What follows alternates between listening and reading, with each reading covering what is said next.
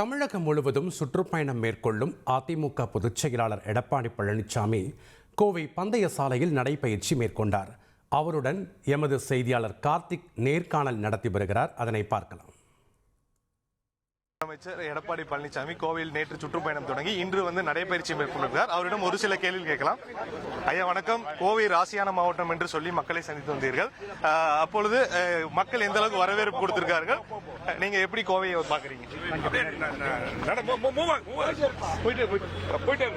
பொன்மனச்செம்மல் புரட்சித் தலைவர் எம்ஜிஆர் காலத்திலும் சரி, இதே புரட்சித் தலைவர் அம்மா காலத்திலும் சரி, அம்மாவுக்கு பிறகு அனைத்து இந்திய அண்ணா திராவிட முன்னேற்ற கழக கட்சிக்கு கோவை மாவட்டம் எப்பொழுதும் முன் நின்று அதிக இடங்களில் சட்டமன்ற தொகுதியில் வெற்றி பெற்று அதிமுகவுக்கு பக்க பலமாக இருக்கின்ற மாவட்டம் கோவை மாவட்டம்.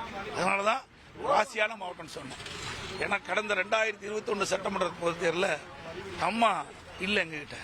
அப்படி இருக்கின்ற பொழுது மீண்டும் அதிமுக ஆட்சி தான் தமிழகத்தில் மலர வேண்டும் என்ற எண்ணத்தின் அடிப்படையில் கோவை மாவட்டத்தில் 10 சட்டமன்ற தொகுதியிலும் அனைத்து இந்திய அண்ணா திராவிட முன்னேற்ற கழகம் எங்களோடு இருக்கின்ற கூட்டணி வேட்பாளர் வெற்றி பெற்று ஒரு சாதனை வரலாற்று படைத்தார்கள். ஐயா, கோவை அதிமுகவோட சாட்சிக்கு இந்த பாலம் தான் சாட்சி, இந்த ஸ்மார்ட் சிட்டி தான் சாட்சின்னு சொல்லி பல்வேறு திட்டங்களை நேற்று மேற்கொண்டீங்க. மக்கள் அதை எப்படி பார்த்தாங்க? அவங்களுடைய ஏற்பாடுகள் எப்படி இருந்தது? அது கோவை மாவட்டம் வளர்ந்து வருகின்ற ஒரு மாவட்டம், தொழில் நிறைந்த மாவட்டம், வேளாண்மை சிறந்த மாவட்டம். ஆகவே இரண்டுமே முக்கியமான துறை. அந்த இரண்டு துறைகளிலும் இன்றைக்கு இந்த மாவட்டத்தில் மிகுந்த வளர்ச்சி ஏற்படுவதற்கு அடித்தளமாக இருக்கிறது அதிமுக ஆட்சி காலம். ஆக அதிமுக ஆட்சி காலத்தில் தான் நிறைய திட்டங்களை நாங்கள் நிறைவேற்றி கொடுத்துருக்கிறோம்.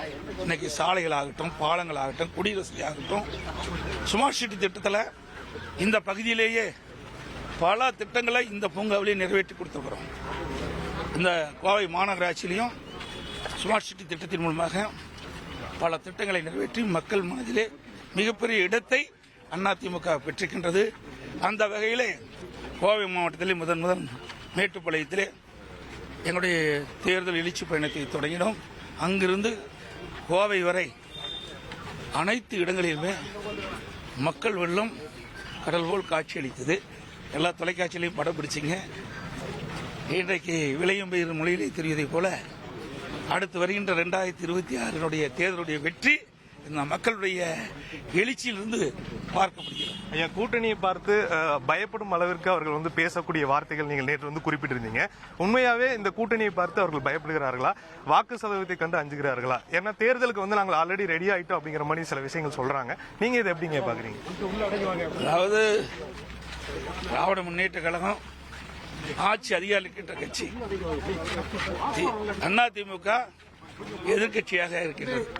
பிரதான எதிர்கட்சி ஆளுங்கட்சி செய்கின்ற தவறை சரியான முறையிலே சட்டமன்றத்திலையும் எடுத்து வைக்கிறோம், வெளியிலையும் எடுத்து வைக்கிறோம். ஆனால் இந்த ஆட்சியில் மக்களுக்கு எந்த நன்மை கிடைக்கல, எவ்வளோ பிரச்சனை, அதையெல்லாம் நாங்கள் வெளிப்படுத்தினா கூட அதெல்லாம் சரி செய்யல. அது மட்டும் இல்ல, தேர்தல் நேரத்தில் எப்படி இருக்குன்னு நீங்க கேள்வி கேட்டிருக்கீங்க. நிச்சயமா அதிமுக தான் சாதகமா இருக்கும். ஏன்னா இவர்கள் தேர்தல் நேரத்தில் 525 அறிவிப்புகள் நிறைவேற்ற முடியாத அறிவிப்புகள்லாம் வெளியிட்டு இன்று வரை சுமார் 10% அறிவிப்புகள் தான் நிறைவேற்றப்பட்டதாக தகவல் கிடைத்திருக்கிறது. எஞ்சிய அறிவிப்புகளும் நிறைவேற்றவே இல்லை. அதிலிருந்து மக்கள் இந்த ஆட்சி மீது கோபமா இருக்கிறாங்க. தேர்தல் வந்தா திமுக அறிக்கை ஒரு பொய் அறிக்கையா தான் பார்க்கப்படுகிறது. அதனால இந்த தேர்தலில் திமுகவுக்கு வீழ்ச்சி கிடைக்கும், அதிமுக வெற்றி கிடைக்கும். மின்சார கட்டண உயர்வு, வீட்டு வரி கட்டண உயர்வு, இது போன்ற வரி உயர்வுகள்லாம் மக்களை மிகுந்த சிரமத்துக்கு உள்ளாக்கி இருக்கு. நீங்களும் பல முறை போராட்டங்கள் பண்ணிருக்கீங்க. இது தொடர்பா மக்களுடைய எதிர்பார்ப்பு என்னவா இருக்கு? மக்கள் கொரோனா காலம் இன்னைக்கு கடுமையா பாதிக்கப்பட்டிருந்த காலகட்டம் இப்பொழுதுதான் படிப்படியா இயல்பு நிலைக்கு வந்து கொண்டிருக்கின்றது. இந்த நேரத்தில் திமுக ஆட்சிக்கு வந்த பிறகு இன்றைக்கு குடிநீர் கட்டண உயர்வு, அதோட மின் கட்டண உயர்வு, வீட்டு வரி உயர்வு, சொத்து வரி உயர்வு, இப்படி மக்கள் மீது வரி மேல் வரி போட்டு மக்கள் மீது மிகப்பெரிய சுமையை சுமத்தி இருக்கிறதுனால மக்கள் இன்றைக்கு வாழ்க்கை நடத்துவதற்கு மிகப்பெரிய ஒரு சவாலா இருந்துட்டு இருக்கு. ஒரு நிமிஷம்.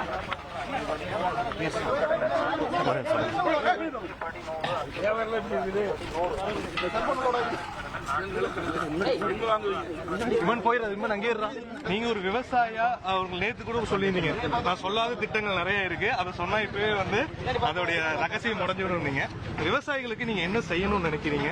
இவ்வளவு அதாவது வந்து ஒரு பொருளை விளைவிச்சு ஒரு விற்கிறவங்க ஒரு பக்கம், அதை சந்தைக்கு கொண்டு வரவங்க இவ்வளவு சிரமப்பட்டது பண்ணா அவங்களுக்கு என்ன கிடைக்கணும்? உங்களுடைய இலக்கு என்ன? விவசாய தொழில் என்பது ஒரு கடினமான தொழில். அவளுக்கு நேரங்காலமே கிடையாது. வெயிலும் மழையும் பொருட்படுத்தாம இரவு பகல் வராம வேளாண் பணி மேற்கொண்டாதான் அவள் பயிரிட்ட அந்த விளைச்சலை பெற முடியும். அப்படி கடினமான தொழில் செய்கின்ற விவசாயிகளுக்கு அவருடைய விளைவித்த பொருளுக்கு ஒரு சில நேரங்களில் விலை கிடைப்பதில்லை. அதையெல்லாம் நாங்கள் கவனத்தில் கொண்டு அந்த ஏற்றத்தாழ்வை போக்கி விவசாயிகளுக்கு அவர்கள் பயிரிட்ட பயிர்களுக்கு நியாயமான விலை கிடைப்பதற்கு உண்டான முயற்சியை நாங்கள் செய்வோம். ஒன்று, இன்றைக்கு விவசாயிகளுக்கு பல பிரச்சனைகளை நேற்றைய தினம் குறிப்பிட்டார்கள். அந்தந்த பகுதியில் இருக்கின்ற விவசாயிகளுடைய பிரச்சனையை அவ்வப்போது இடத்துல கோரிக்கை மனு கொடுப்பார்கள். அதை கவனித்து அதை மூலமாக நடவடிக்கை எடுத்து அந்த பிரச்சனையை தீர்த்து வைத்துக் கொண்டிருக்கிறோம். திராவிட முன்னேற்ற கழகம் 2021 ஆட்சி பொறுப்பேற்று கிட்டத்தட்ட 4 வருடத்தில் கடனுடைய அளவு 4,38,000 கோடி. மேலும் இந்த ஆண்டு நடப்பாண்டில் 1 லட்சம் கோடி கடன் வாங்குவதாக தகவல் கிடைத்திருக்கிறது. ஆக இவ்வளவு கடன் வாங்க வேண்டிய அவசியம் என்ன? இன்றைக்கு வருவாய் அதிகரிச்சிருக்குது. 2024-25 நிதிநிலை அறிக்கை ஒப்பிட்டு பார்க்கின்ற பொழுது 2021-22 2020-21 விட கூடுதல் வருவாய் 2024-25 கிடைச்சிருக்கு. சுமார் 1,35,000 கோடி வந்திருக்குது. அப்படி வருவாய் அதிகரித்திருக்கிறது, கடனும் வாங்குறாங்க, புதிய திட்டமும் இல்லை. அதனாலதான் சந்தேகம் ஏற்படுது. அதன் அடிப்படையில் தான் நேற்று அந்த கருத்து தெரிவிச்சு.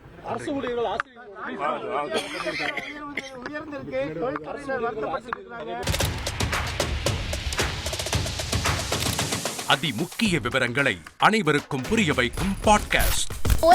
தவிர்க்க முடியாத முதல் மக்கள் வளைகுடா நாடுகள் பிரான்சிஸுக்கு பிரியா சம்பவங்களை தேடி களத்திற்கே உங்களை அழைத்து செல்லும் ஸ்பாட்லைட். அங்க இருக்கக்கூடிய கள விவரங்கள் என்ன? அமலாக்கத்துறை கடந்த 5 வருஷமாவே சார் எனக்கு ரொம்ப பிடிக்கும் அவர் வர்றதுக்காக.